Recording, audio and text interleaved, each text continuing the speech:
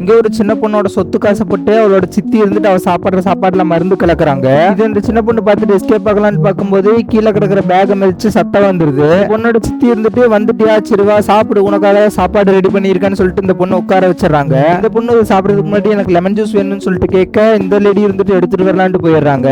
பாத்தீங்கன்னா இந்த பொண்ணு வந்துட்டு இந்த மருந்து கலக்கின சூப்பை மட்டும் மாத்தி வச்சிடறான். அப்புறமா அந்த லேடி வந்துடுறாங்க. எந்த சந்தேகமா உங்களுக்கு வரல, அதனால சூப்பு குடிக்கலான்ட்டு போக திடீர்னு யாரோ வெளியே கூப்பிடுற மாதிரி சத்தம் கேட்க இந்த லேடி இருந்துட்டு வெளியே போய் பாக்குறாங்க. இந்த வீட்டோட கார் டிரைவர் தான் வந்திருக்கான். அப்புறமா தெரிஞ்சு இவனும் இந்த பிளான்ல ஒரு கூட்டு களவாணிதான் அப்படின்ட்டு இந்த லேடி கிட்ட அந்த பொண்ணோட கதையை முடிச்சிட்டான்னு கேக்குறான். இந்த லேடி அந்த பொண்ணு சாப்பிடுற சாப்பாட்டுல மருந்து கலக்கிட்டேன் நானு அப்படிங்கிறான். இவங்க பேசுறதெல்லாம் அந்த குழந்தையோட பாட்டி இருந்துட்டு கேட்டுறாங்க. இந்த பாட்டி ஓடி போய் அந்த குழந்தைகிட்ட இதை சாப்பிடாத இந்த விஷம் கிடந்திருக்குன்னு சொல்ல அதுக்கு இந்த பொண்ணு எனக்கு இந்த விஷயம் ஆல்ரெடி தெரியும், அந்த விஷம் கலந்த சூப்பை அவங்களோட மாத்தி வச்சுட்டேன் அப்படிங்கிறா. அப்புறமா இந்த லேடியும் இந்த டிரைவரும் வந்துட்டு சாப்பிடுறாங்க.